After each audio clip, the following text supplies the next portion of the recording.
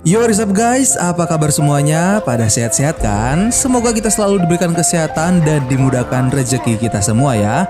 Film yang akan kami bahas kali ini yaitu aksi menegangkan dari sekelompok peneliti yang terjebak di dasar laut. Penasaran kan gimana cara mereka agar bisa tetap hidup? Tanpa berlama-lama lagi, yuk kita langsung let's go ke filmnya.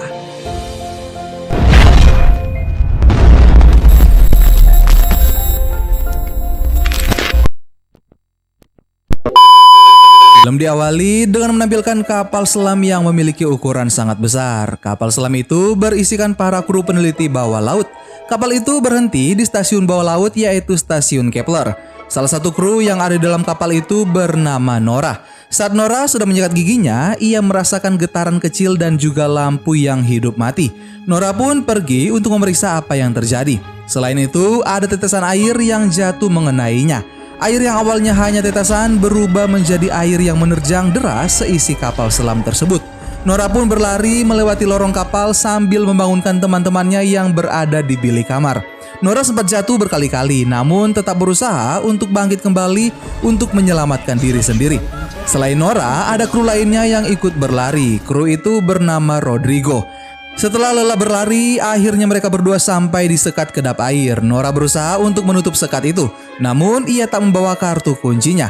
Untungnya, Rodrigo membawa kartu kunci itu lalu segera memberikannya kepada Nora.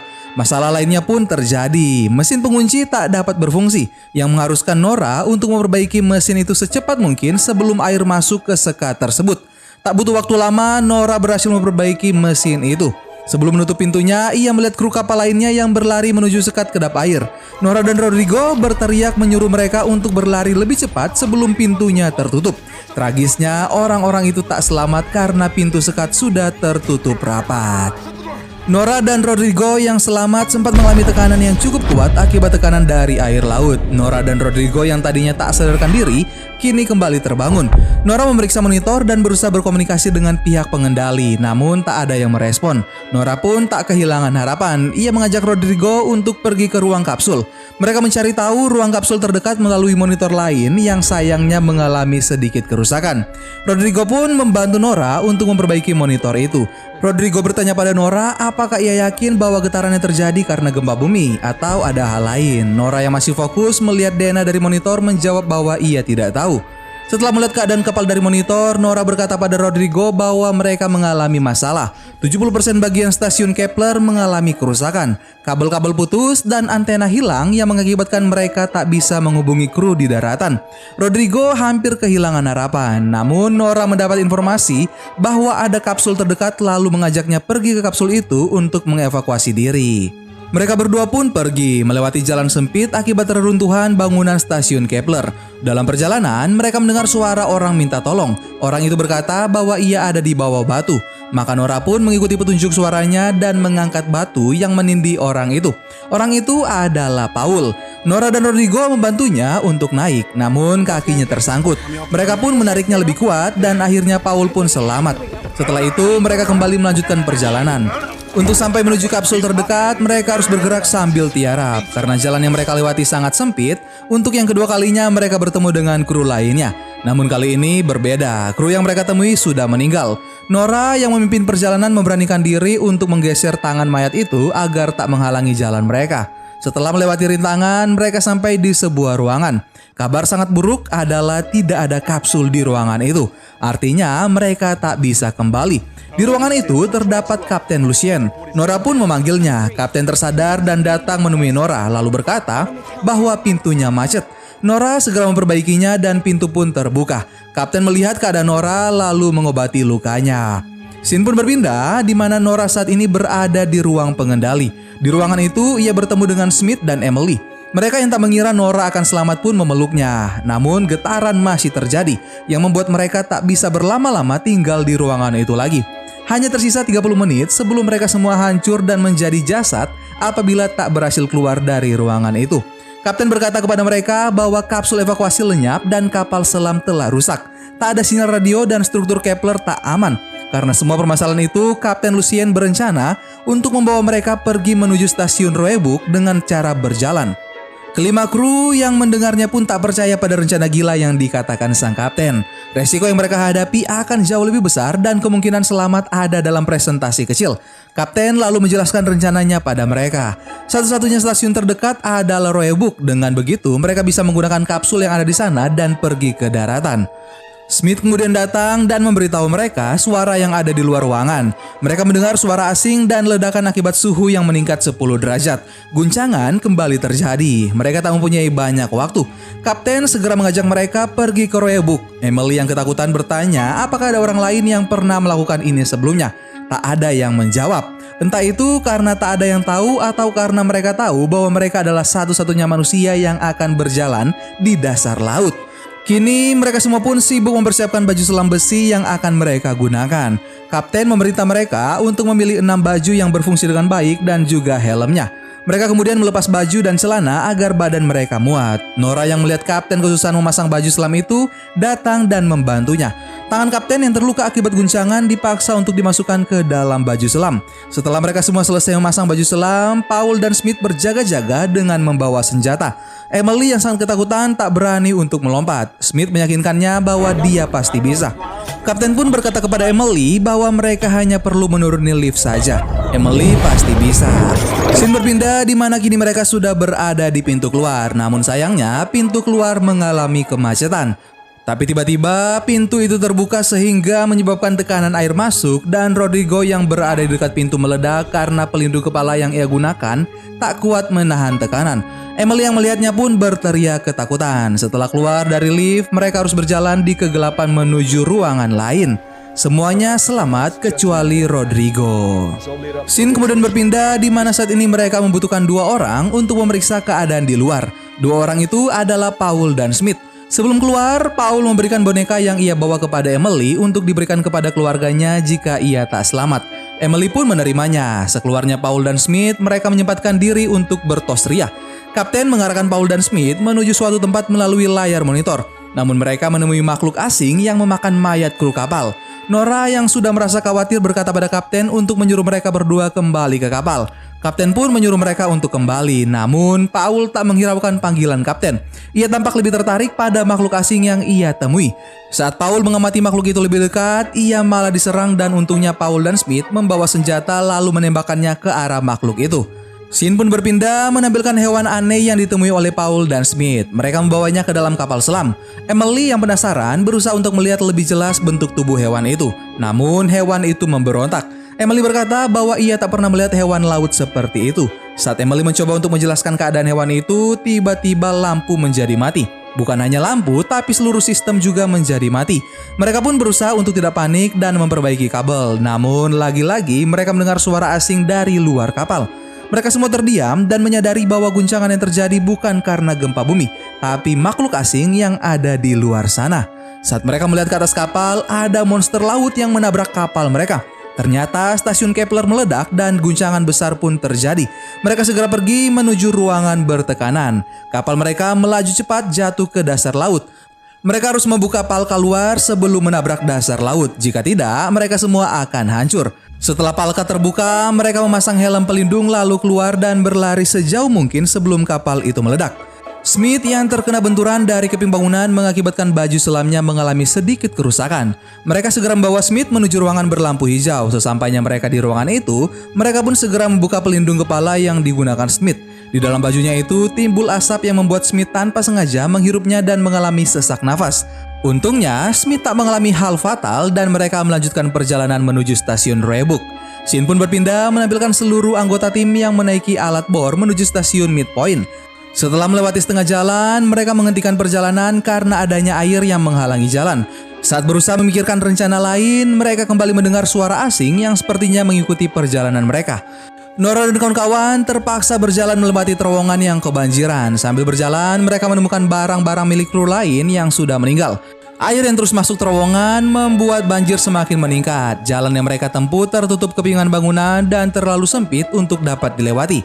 Nora yang memiliki tubuh paling kecil berinisiatif untuk memeriksa jalan mereka. Dengan pencahayaan minim, Nora berhasil melewati jalan itu dan memberitahu kapten bahwa terowongan itu cukup luas untuk dilewati mereka semua. Kapten pun menyuruh Emily untuk menyusul Nora. Setelah Emily, kapten pun menyusul, setelah itu giliran Smith. Sebelum Smith pergi, Paul memberikan snack pada Smith untuk diberikan kepada Emily. Karena ia tahu bahwa Emily menyukai snack itu. Smith pun menerimanya lalu pergi menyusul Nora dan yang lain. Paul yang berada di urutan terakhir merasakan ada hal yang aneh di belakangnya. Saat ia menoleh ke belakang, ia tak melihat apa-apa. Lalu Paul pun menyusul teman-temannya. Saat Paul menyelam, ia sempat tersangkut dan teman-temannya pun menariknya. Paul pun selamat. Paul berkata bahwa ia melihat makhluk yang menyerupai Slenderman. Namun kebersamaan Paul dengan teman-temannya tak berlangsung lama. Bajunya yang tadi tersangkut ternyata bukan dikarenakan kerusakan bangunan, tapi karena tarikan dari makhluk asing. Paul kemudian tertarik kembali. Seluruh tim menjadi panik dan memasangkan helm pada kepala Paul. Sebelum itu, ia menyempatkan diri memberikan bonekanya yang bernama Lil Paul kepada salah satu kru. Mereka berusaha untuk menahan Paul, namun malangnya tekanan untuk yang kedua kalinya membunuh kru mereka. Baju selam yang Paul gunakan berubah warna menjadi merah karena tubuh Paul yang tak tahan menahan tekanan. Paul pun meninggal. Mereka berteriak ketakutan lalu segera berlari meninggalkan mayat Paul untuk menghindari dari makhluk asing yang menyebabkan kematian Paul. Scene pun berpindah menampilkan lokasi bor di stasiun Midpoint yang berada di kedalaman 6,5 mil. Kapten Lucien berusaha menghubungi seseorang dan melaporkan keadaan stasiun yang rusak parah, namun lagi-lagi tak ada yang merespon. Di lain sisi, mereka bersedih karena kehilangan Paul. Nora menangis sambil memegang boneka Lil Paul yang diberikan Paul padanya.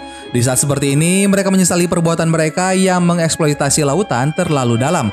Mereka pun tersadar bahwa saat ini lautan mengambil kembali semua yang merupakan kepunyaannya. Kapten yang melihat timnya bersedih kembali menyadarkan mereka untuk melanjutkan perjalanan yang sempat terhenti. Alat penyimpanan oksigen milik Smith yang mengalami sedikit kerusakan membuatnya kesulitan bernafas sehingga membuatnya harus dibantu oleh timnya untuk berjalan.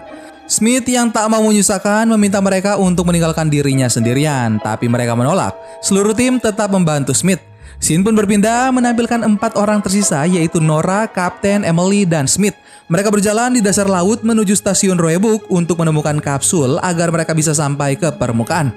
Dengan memperhatikan petunjuk yang ada, mereka berjalan menuju Roebuck. Namun tiba-tiba makhluk laut itu menampakkan dirinya. Setelah melihat makhluk itu, mereka mematikan lampu yang mereka gunakan agar tak menarik perhatiannya. Lalu Kapten menyalakan lampu inframerahnya. Saat mereka melihat keadaan sekitar, Emily baru menyadari bahwa mereka kehilangan Smith. Kapten pun segera mencarinya, lalu ia melihat kaki Smith yang tubuhnya dibawa oleh makhluk itu. Kapten kemudian mendekati Smith. Sebelum itu, Nora menghubungkan baju Kapten dengan bajunya menggunakan tali. Kapten akhirnya berhasil menemukan Smith dan beruntungnya Smith masih tetap selamat. Ia kemudian membawa Smith pada Nora dan Emily. Namun, Kapten yang baru saja menyelamatkan Smith malah diserang balik dan juga dibawa pergi oleh makhluk asing tersebut. Nora yang terikat dengan Kapten pun ikut terbawa. Saat makhluk itu menghilang, Nora berusaha untuk membebaskan Kapten. Tapi monster laut yang jauh lebih besar kembali muncul lalu membawa Kapten ke tempat yang lebih tinggi. Makhluk itu membawa Kapten dengan kecepatan tinggi. Baju selam Kapten memberikan peringatan bahwa tekanan yang diterima semakin meninggi dan ketahanan baju perlahan-lahan menurun. Kapten memerintahkan Nora untuk melepaskan tali pengikat Nora agar Nora bisa selamat. Nora menangis karena tak sanggup melihat sang Kapten yang akan meledak. Kapten berusaha untuk melepaskan ikatan mereka. Setelah terlepas, Kapten meledak bersama dengan baju selamnya. Nora yang sudah terlepas dari Kapten pun terjatuh ke dasar laut dan pingsan. Scene kemudian berpindah di mana saat ini Nora pun telah sadar. Ia memanggil nama Emily namun tak ada balasan. Nora bertemu lagi dengan makhluk asing itu dan kemudian pergi menjauh dari makhluk itu. Baju selam Nora yang sudah hampir kehabisan oksigen membuatnya terengah-engah mencari tempat bersinggah. Akhirnya ia pun menemukan tempat itu yaitu Bor Shepherd. Ia kemudian masuk ke bor itu dan melepas helmnya. Ia pun mencoba menghubungi Emily dan Smith. Ia memberitahukan keberadaannya dan berkata bahwa di bor Shepherd tak ada kapsul. Namun ia masih bisa bernafas. Nora terus mencoba menghubungi mereka, tapi sayangnya tak ada yang membalas. Nora pun berhenti mencoba dan ia melihat foto Kapten bersama dengan Rodrigo. Nora juga membuka lemari milik Kapten dan menemukan seragamnya. Di dalam saku seragam itu terdapat foto anaknya yang sudah meninggal di umurnya yang ke-14 tahun. Nora pun ikut bersedih dan menyadari bahwa kini Kapten sudah menyusul kepergian sang putri. Nora pun bangkit dari kesedihannya dan ia berusaha memperbaiki baju selamnya yang rusak akibat benturan keras yang ia alami. Nora sempat merasa frustasi. Ia berusaha menenangkan pikirannya agar dapat berpikir jernih. Nora melihat baju selam yang telah usang dan berencana untuk memakainya. Nora juga memperhatikan peta agar ia dapat menemukan Emily dan juga Smith. Selain itu, Nora juga membawa senjata untuk melawan monster laut jika nantinya menyerang mereka. Scene pun berpindah menampilkan Nora yang sudah berada di luar Boar Shepherd dan memulai perjalanannya. Ia terus berbicara sendiri dengan berharap ucapannya didengar oleh Emily. Dan usahanya pun tak sia-sia. Ia kembali mendapatkan sinyal dan mendengar suara Emily. Nora memperhatikan sekitarnya dan berjalan menuju sumber suara. Emily yang terus berbicara memudahkan Nora untuk menemukannya. Nora akhirnya melihat Emily yang berteriak ketakutan, sedangkan Smith telah pingsan. Nora menghampiri Emily yang menangis histeris lalu menenangkannya. Emily yang mengira Nora sudah mati pun langsung memeluknya. Nora bertanya apakah Smith masih hidup. Emily pun menjawab iya. Nora berkata pada Emily bahwa ia bangga padanya. Emily yang tidak memiliki pengalaman menyelam sepertinya sudah melakukan hal hebat karena berhasil berjalan sejauh ini dengan membawa Smith yang pingsan. Emily balik bertanya dan ia menanyakan keadaan sang kapten. Nora pun terdiam lalu meminta Emily untuk tak memikirkannya. Emily yang tahu maksud Nora pun menjadi terdiam. Mereka akhirnya memutuskan untuk melanjutkan perjalanan. Selama perjalanan, Nora dan Emily membicarakan tentang hal-hal random untuk menghilangkan rasa takut mereka masing-masing. Emily dan Smith adalah sepasang kekasih. Nora yang melihat perjuangan Emily menyelamatkan Smith pun memberi pujian pada Emily bahwa Emily adalah kekasih yang hebat. Akhirnya mereka pun sampai di Roebuck. Mereka berhasil menyelam di kedalaman 6,9 mil. Rintangan pun menanti. Saat mereka semakin mendekati pada pintu masuk stasiun, ternyata ada banyak monster laut yang menjaga pintu masuk. Monster itu sepertinya sedang berhibernasi. Mereka memfokuskan diri untuk melewati monster-monster itu dengan berhati-hati. Namun suara peringatan menipisnya oksigen di baju selam milik Emily pun berbunyi. Suara keras itu membangunkan para monster laut. Monster itu pun menangkap Nora dan membanting Nora seperti mainan. Nora menyuruh Emily untuk segera pergi membawa Smith menuju pintu masuk. Emily pun berlari, sementara Nora berusaha untuk menembak monster itu menggunakan senjata yang sudah ia persiapkan. Monster itu pun tumbang dan menindih Nora. Nora kemudian keluar dari kekangan monster tersebut, lalu mempersiapkan senjatanya untuk tembakan selanjutnya. Setelah menembakkan tembakan kedua, monster itu kembali mengepung mereka. Kali ini ukuran monster itu jauh lebih besar dari yang sebelumnya. Nora pun berlari ketakutan menuju pintu masuk. Ledakan pun terjadi yang mengakibatkan Nora terlempar mendekati pintu. Emily segera menarik Nora untuk masuk ke dalam stasiun. Tabung oksigen Nora yang mengalami kerusakan menyebabkan munculnya asap dari dalam bajunya. Emily berusaha untuk membuka helm Nora tapi tak bisa. Ia pun memecahkan helm itu menggunakan sebuah alat. Emily memukulnya sekuat tenaga agar Nora tak menghirup asap itu lebih banyak. Helm itu pun pecah dan Nora kembali menghirup udara. Scene pun berpindah menampilkan Nora dan Emily yang membantu Smith untuk berjalan. Mereka bertiga mencari keberadaan kapsul sebelum monster di luar merusak stasiun Roebuck. Mereka melihat para monster yang semakin merajalela menghancurkan bangunan-bangunan di luar sana. Nora berlarian mencari jalan terdekat menuju kapsul, sedangkan Emily berjalan sambil memapa Smith. Setelah melewati guncangan dan rintangan, akhirnya Nora menemukan 3 kapsul. Tapi dari ketiga kapsul yang ada, hanya ada satu yang tak berfungsi. Saat Smith bertanya apakah kapsulnya cukup, Nora berbohong dengan mengatakan bahwa kapsulnya cukup untuk mereka bertiga. Kemudian Nora menghampiri Emily dan Smith. Emily berbicara pada Smith bahwa dia harus selamat. Dan Smith pun berjanji pada Emily dirinya akan selamat. Sebelum menutup pintu kapsul, Nora memberikan boneka Lil Paul pada Smith. Smith pun mengambilnya lalu mendekap boneka itu seperti memeluk bayi yang baru lahir. Nora pun meluncurkan kapsul Smith. Setelah kepergian Smith, Nora menyuruh Emily untuk pergi terlebih dahulu. Namun Emily menolak. Emily meminta Nora lah yang lebih dahulu pergi. Nora berkata bahwa Emily tak tahu cara mengoperasikan kapsul, maka Emily lah yang harus pergi duluan. Emily pun menerimanya, namun sebelum masuk kapsul, ia melihat kapsul milik Nora berbunyi dan menunjukkan bahwa kapsul itu tak berfungsi. Emily pun menjadi frustasi. Ia tak bisa meninggalkan Nora sendirian. Nora meyakinkan Emily bahwa dia bisa memperbaiki kapsul itu secepatnya. Namun Emily tak mempercayai perkataan Nora. Ia terlalu mengkhawatirkan keadaan Nora. Emily meminta Nora untuk memperbaiki kapsul itu bersama-sama, tapi Nora tetap menolak. Nora memaksa Emily untuk masuk ke dalam kapsul. Emily yang terus memberontak membuat Nora terpaksa meninju wajahnya agar Emily berhenti bergerak. Emily pun pasrah sambil menangis. Setelah kepergian Emily, kini hanya tersisa Nora. Faktanya, ia tak berdaya. Nora melihat monster tadi mengejar kapsul Emily dan Smith. Nora pun mulai bertindak. Ia yang merasa tak ada lagi harapan untuk dirinya, akhirnya merelakan diri untuk berkorban demi kedua temannya. Nora melakukan ledakan inti untuk mencegah para monster itu mendekati kapsul milik Smith dan Emily. Dalam hitungan mundur, Nora menutup matanya dan berpasrah menunggu saatnya ledakan itu terjadi. Tak lama kemudian, keadaan bawah laut yang semula gelap kini menjadi terang akibat ledakan besar yang membuat seluruh stasiun hancur bersama dengan Nora dan juga monster yang mengejar kapsul Smith dan Emily.